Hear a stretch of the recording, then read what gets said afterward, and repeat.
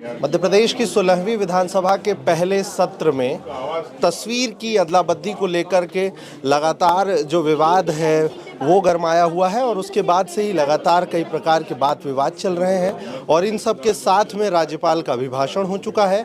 अभिभाषण के बाद नेता प्रतिपक्ष उमंग सिंघार जो हैं वो हमारे साथ में हैं, थोड़ी देर में वो जुड़ेंगे।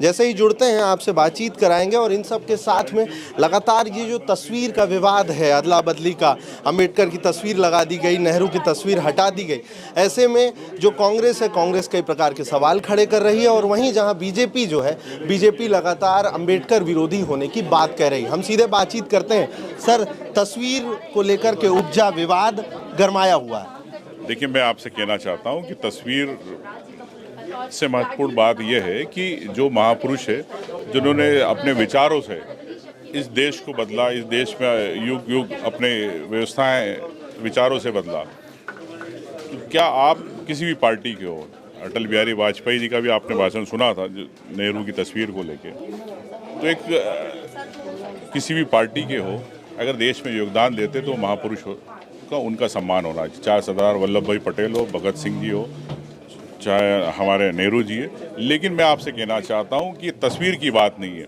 तस्वीर के पीछे आरएसएस की विचारधारा की बात है। आरएसएस चाहती है कि नेहरू के विचार खत्म हो जाए, नेहरू की सोच खत्म हो जाए, जो कांग्रेस की विचारधारा उस पर सीधे कुटाराघात करना चाहती है। तो आप इसे सिर्फ तस्वीर से ना जोड़ें।